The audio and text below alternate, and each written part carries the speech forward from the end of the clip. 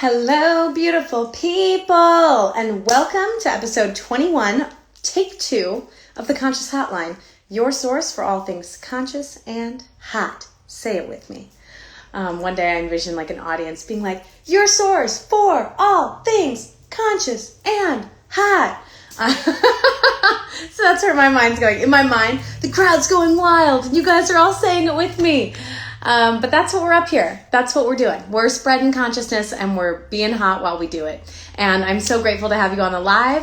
And I'm so grateful to have my dear friend, Ellen Stower, on the live with us today. So her and I are re-recording episode 21, which is all about how social media impacts us and this narrative that's so often portrayed of there's something wrong with me, even though we all know there's nothing wrong with us. And so I'm really blessed and grateful to have her on the show. She is an incredible sex and intimacy coach doing really transformative work around boundary setting, living your best life, integrating all parts of yourself so you can be that vibrantly sexy, self-expressed, incredible human being that you are and want to be and how you want to show up in the world. So get ready, buckle up, because we're going deep, we're going honest, and we're going there. And what inspired this episode was this documentary that she watched and then immediately was like, you have to watch it, called The Social Dilemma. And we will get into all of that and more about what social media is doing to us. So let's give Ellen Stower of the Melon Show a big, warm welcome. Hello, Ellen Hi. Melon. Hi. And the crowd goes wild. Yeah, thank you. So I like it. No, I'm just kidding. Hi, girl. Yeah. Good girl. Yeah, well, thank you for being open to coming on, not once, but twice. We're so blessed and grateful to have your wisdom. I was telling the good people of the Conscious Hotline a little bit about the sex and intimacy coaching that you do and the powerful work you're doing around helping people really integrate all of who they are and let their freak flags fly, baby. Yeah. Gotta let them fly, right? Yeah. I mean, like, at the end of the day, you got to be you. And however you get there, whatever that looks like, that's what I want people to be, But yeah. I jumped on when you were talking about The Social Dilemma, that amazing garbage documentary on Netflix. Well, it's so ironic, right? Because we're talking about a documentary that's talking about training our brains on the platform that the documentary is talking about that's training our brains. Yeah. It's like, unplug me from the matrix, man. Yeah, it's like Inception. There's just layers and layers and layers of complexity. Yeah. Yeah. And the irony, I like just calling it out what it is. SNL did a beautiful example of when irony is so on the nose that you can't even make jokes about it because it's just like, it's so ironic that it's not even funny. Yeah. And they were like, oh man, Donald Trump saying that the virus isn't a big deal and then getting the virus. Yeah. We can't even make jokes about it. They're like, we're not even going to go there. Yeah. Yeah. And so that's kind of how I feel about us talking about the Social Dilemma documentary on an Instagram live show. Yeah. Yeah. Well, now, so to be fair, my expectation for this discussion isn't to talk about the Social Dilemma documentary so much. It was certainly inspired by this topic. But it's more to talk about comparison culture, what happens when we do it, and and actually, and how comparison can actually be good and be healthy. And so I was hoping that we could dig into that a little bit. But yeah, so the Social Dilemma was I saw it, and I think similar to you, it ignited this anger about Jesus fucking Christ, I guess how did I write it? Social media algorithms are created based on how our society and culture functions. And so that leads me to believe that our society and culture functions by rewarding beauty, muscles, success, and wealth. That is, sort of like how art, when we study art history, art is a reflection of culture at that time. Social media likely can be that same mirror. And social media is art. It's our art. That's right. It's our platform for sharing our art. My friend Josh is on here, and he's a musician, and social media has given him a platform to share his art. Yeah. And so, I mean, we're all artists in some sense of the form, you know, if we're on here, whether it's just like showing the art of our lives. Yeah. What up, Josh? Yeah. Yeah. So yeah, I think it's so important to talk about that, you know, even as things are becoming more woke and more accepting, you know, like with the models not being photoshopped and companies saying we're not gonna, you know, only choose a specific body type anymore, there's still not a lot of fat people in advertisements.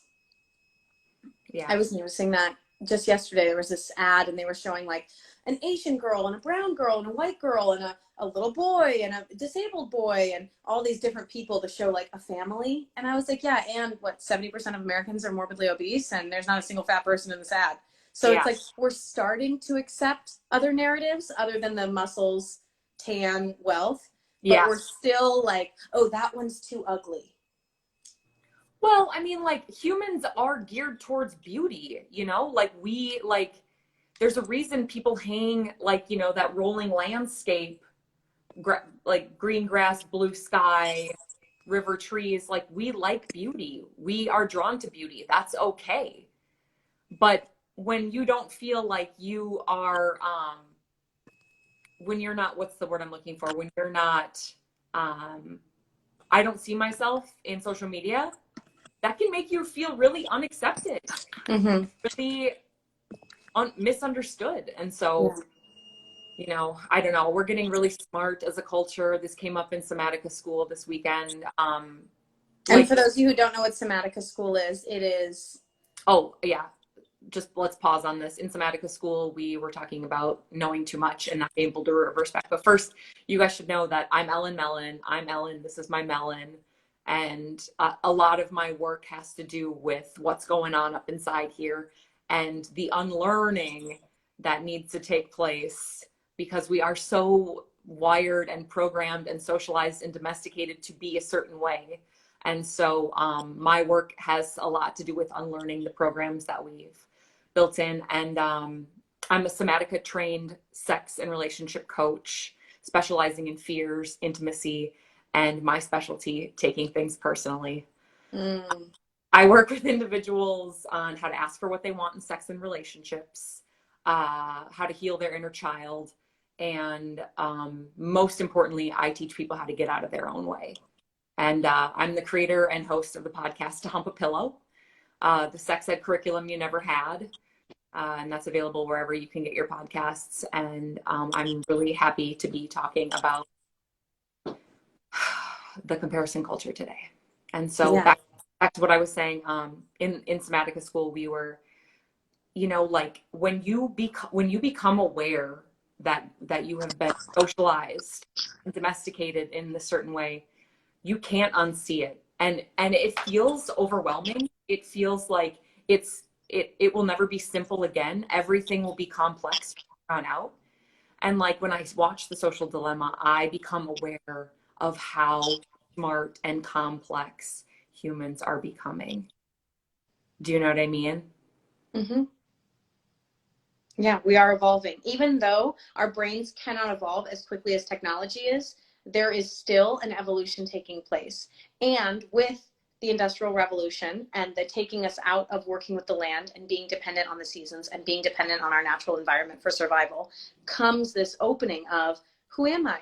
What is my inner child? What do I want out of life? And it's like Maslow's hierarchy. And we've moved up societally and generationally and as a world to where we're no longer struggling. Many people still are, and I want to take a moment to acknowledge that.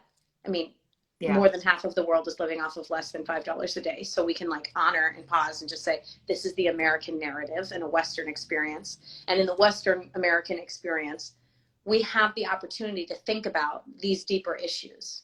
Yeah. And with that comes a lot of beauty and a lot of pain. You know, my dad always jokes like, you're depressed, just kill yourself. And that's like a very common East Asian Southeast Asian perspective, because he's like, you don't think everyone in India is depressed? But they can't even sit and think about that because they'd be starving. They'd be dead already. Like no one has time to sit around and cry about their problems. And so there's this balance of being with our pain, but not being our pain. Totally.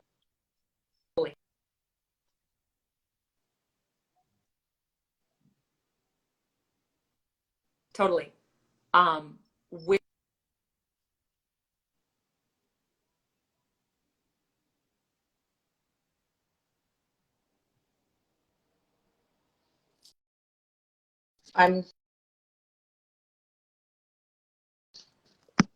How's your Wi-Fi doing? I'm on a really good network, full signals.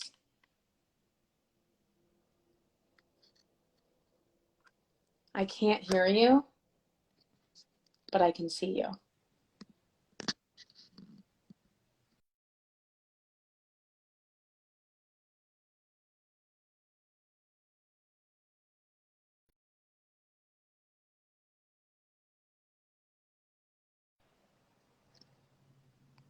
Okay.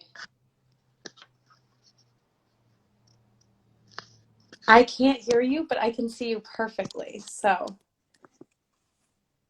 I don't know where the sound went or what's going on or if you're on mute, but y'all, this is just a great example of how when you have a live show, we are raw, real, and unedited. So there's no anything other than being our full authentic selves right now. I'm like, did you try turning the sound off and on? Because I'm a millennial and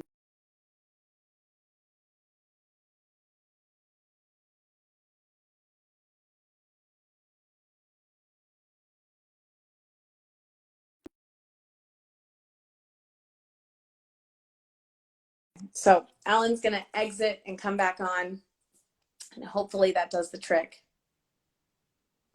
So I want to thank y'all for being with us. I'm loving the comments that are taking place, and I'm excited to pick back up where we left off.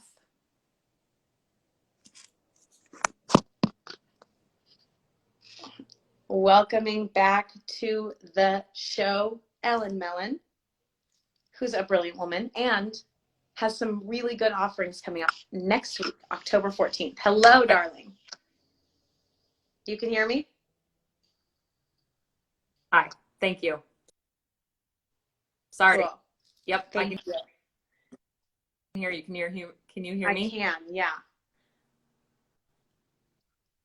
Yeah. I can. You can hear me? Yeah. Okay, good.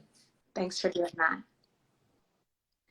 So I was just kind of telling the good people that, this work, this conversation is something that you live out.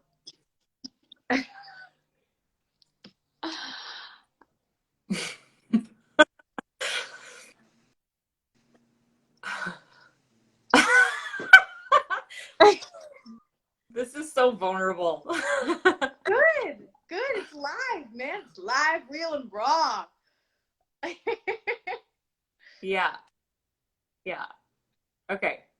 I think we're in sync now, yeah? The internet gods are in our favor now. Yeah. I mean, I pay a lot of money for great Wi-Fi, so I know I'm good.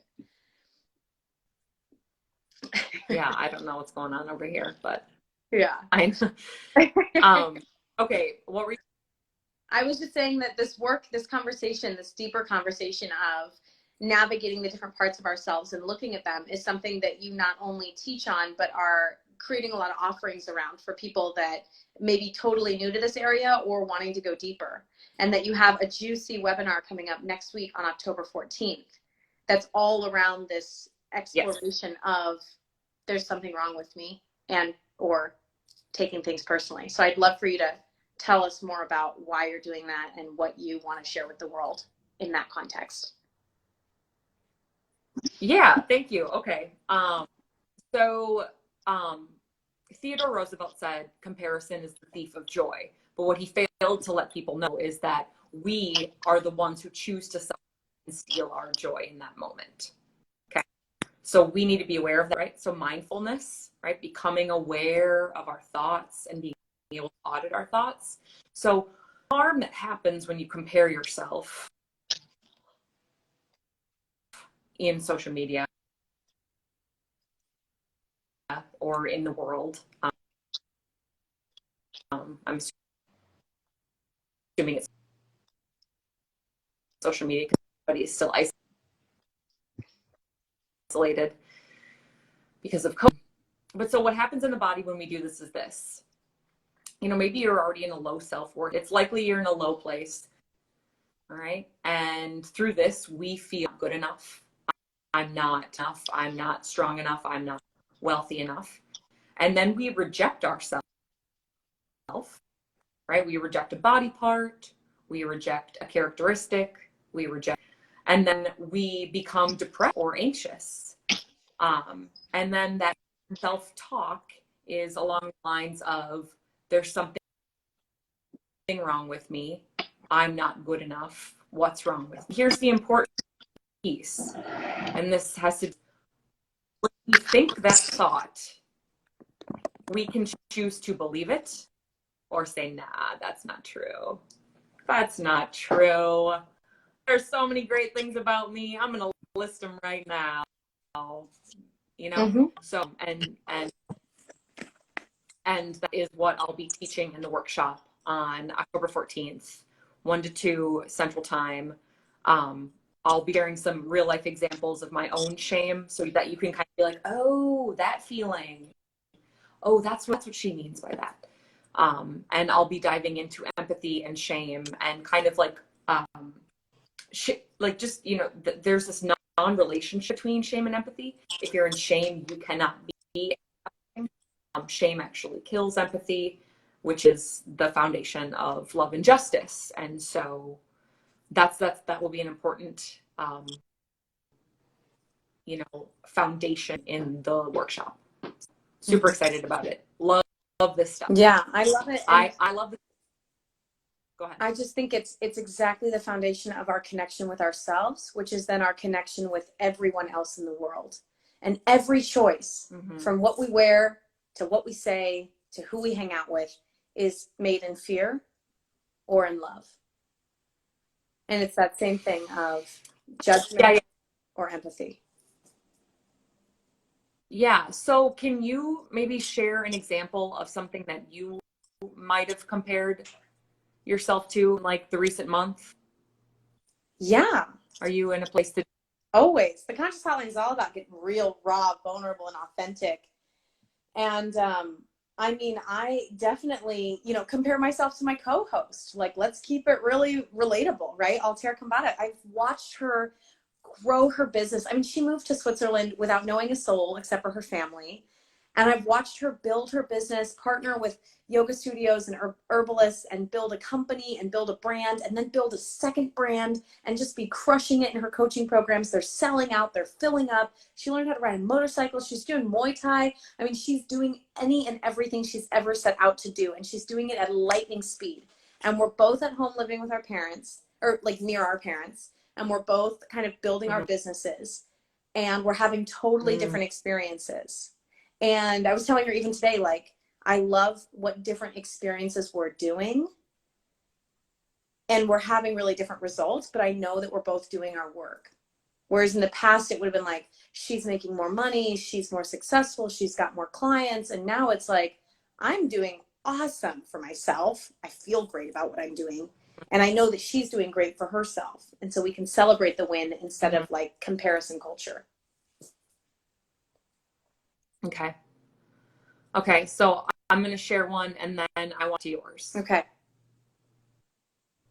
Okay. So I have been living at home with my dad since last August, and I'm 32 years old.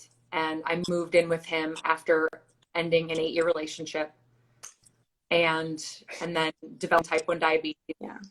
And like I signed this lease for an apartment in Minneapolis, and I made a mistake, and like I knew in my gut I was, no, this isn't the right choice. Actually, I need to move home with my dad, and it all ended up working out for the best because, you know, dude, I was in rough shape. Okay, and I'm fast to like this August, so I'm in a relationship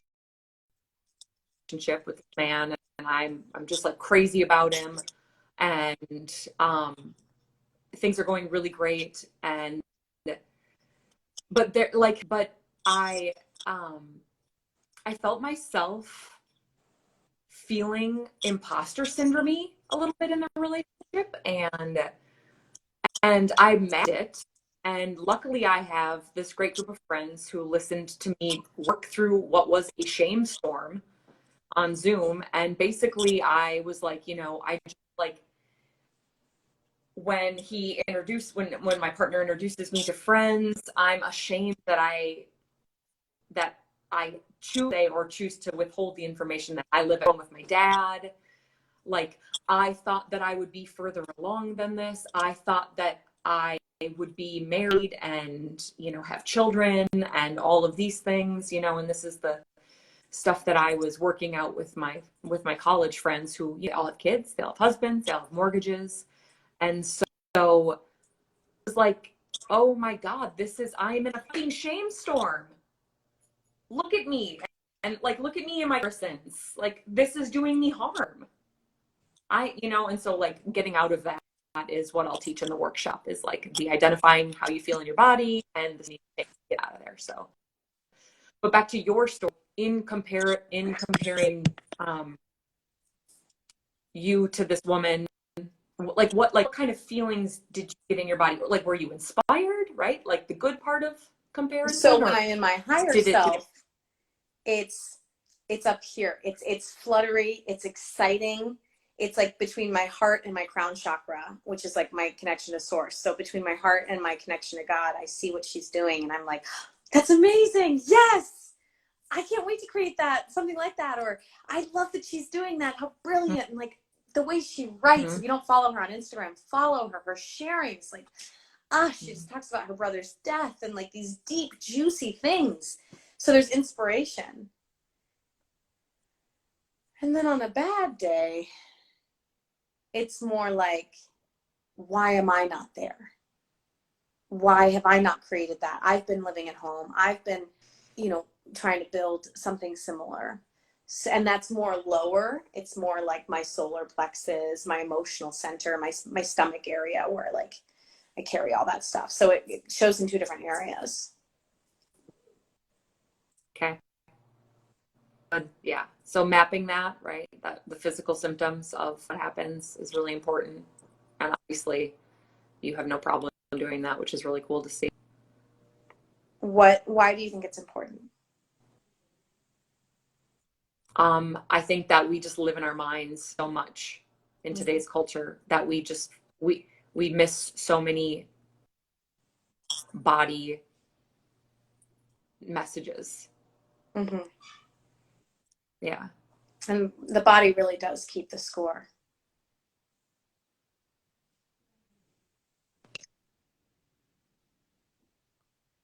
I'm embarrassed to admit it, but I had horrible diarrhea for like 4, almost 5 years. And when Michael and I broke up, all my diarrhea problems went away because my stomach was like, something's wrong. This isn't right. And my guts were like squeezing. And as soon as I was out of this relationship that I wasn't supposed to be in, everything opened up. Wow. Yeah. Yeah. Body. Wow. Wow. Thank you for sharing. Yeah. Yeah. That's really good. That's really good information. Yeah. Vulnerable sharing. I'm like, whoa, I can't believe I just said that. But this show kind of gets it out of me, man. Every time I do an episode, I'm like, I just put that on the internet for Facebook to sell to advertisers. So I want to dive into your relationship to social media and how you navigate the perfect bodies with no cellulite and 6-packs that are probably airbrushed with, being a coach that promotes honoring and loving yourself. And knowing that sometimes it takes knowing what not loving ourselves feels like to know what loving ourselves feels like. Yeah. Yeah. Yeah. I have been in a place, I have rejected myself and had a lot of inner self-hate talk for many, many years of my life. And it's no wonder that I want to do this work and help people learn what love feels like, loving themselves. And, yeah. Yeah. Mm-hmm. Yeah, thank you for sharing. Yeah.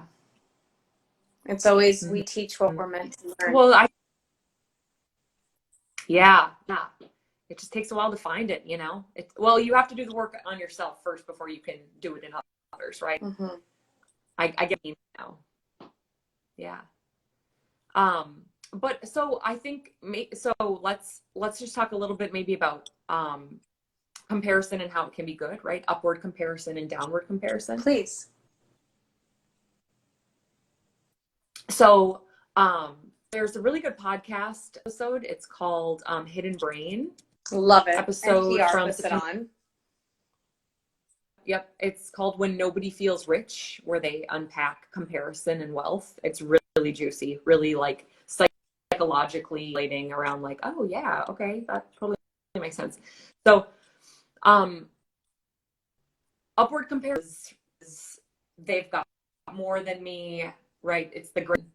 Downward comparison is, wow, look at how little they have, and look at, you know, well, let me just say it this way. Downward comparison offers a chance for you to be grateful for what you've got. Upward comparison, if in the higher self place /me, like you describe, is an opportunity to be like, I want that, I'm in that, I'm gonna go get it. Right? Mm-hmm. I'm gonna work harder. And so that's when comparison can be good. When it's a source of inspiration. And how do you balance, like with the body stuff specifically? Because that's so forward on Instagram. I mean, my For You page, sometimes I wonder, like, does Instagram think I'm a 45-year-old Middle Eastern man? Because all of my For You is like hot bods.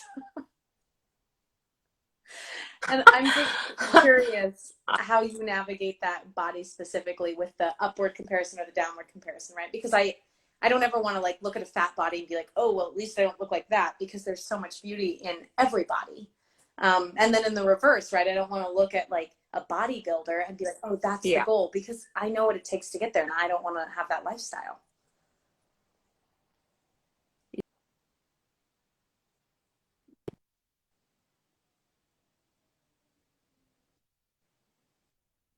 We need to, like, you know, if everyone before they opened up a social media like was be like, okay, so I enter the media platform, I need to remind myself that the algorithm is based on wealth and success. And so that's going to be what I see a lot, but that doesn't need to be my so that would be step one. And so I'm going to go ahead and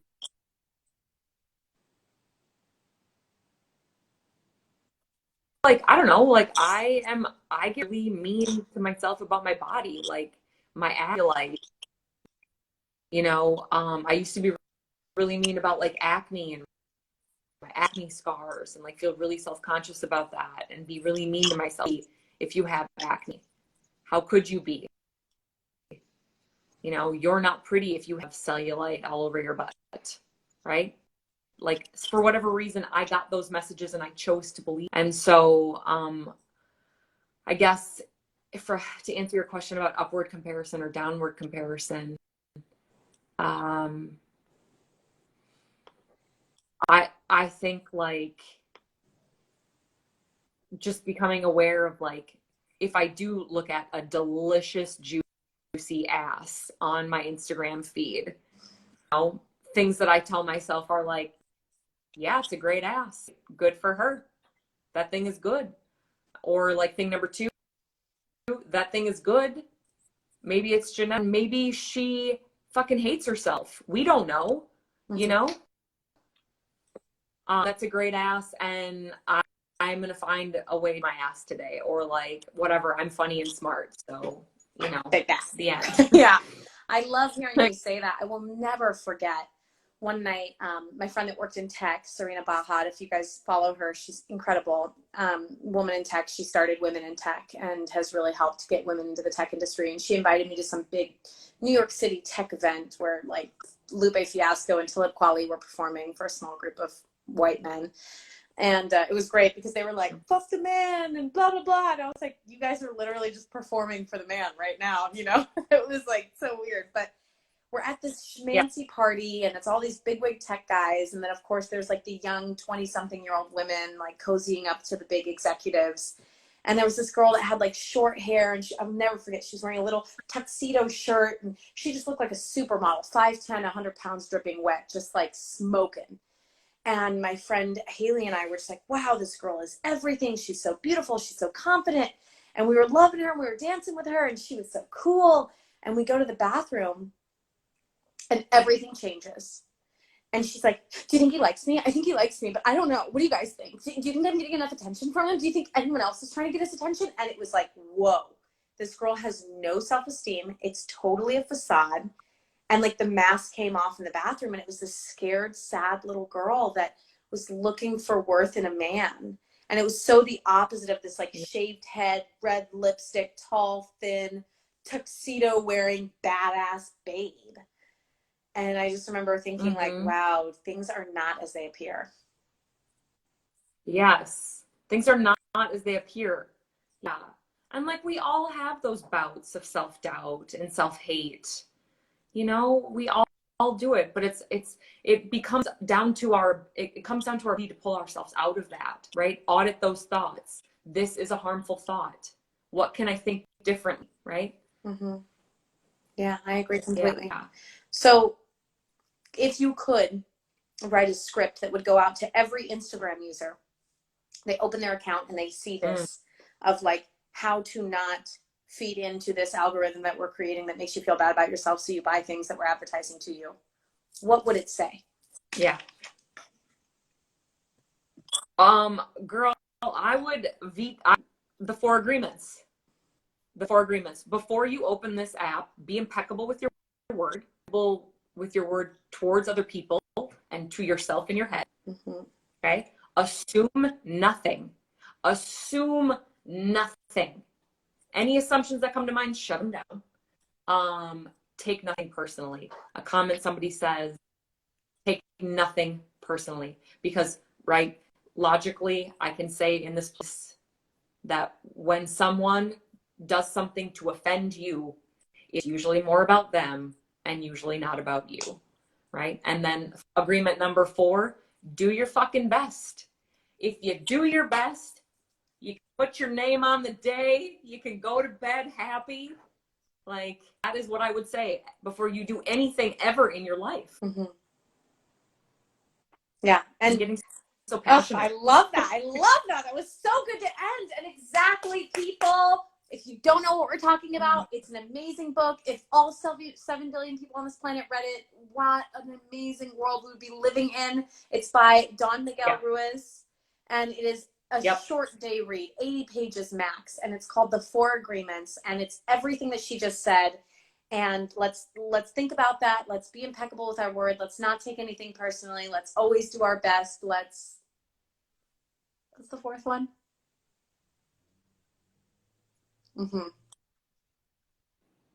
Yeah. And so with that, may we go forth and prosper for the rest of our days. Yeah. And I love you. Thank you for being on the show. Yeah. Oh, thank you so much for having me. I love you. And just call to action. If you want to take the free workshop, it's available October 14th. You can register on Eventbrite. You can go to the link in my bio, and that there's a shortcut to the online event there. And it's all about culture and how to opt out of it and into joy. Yes, let's opt into joy. I will put the link in the description of this show. It's also in the post that I did before with Ellen. She'll be tagged in all of this. Connect with her. Do your work. Love yourself. We love you. Thank you for joining us, Ellen. I love you. And let's go out there and put our name on the day.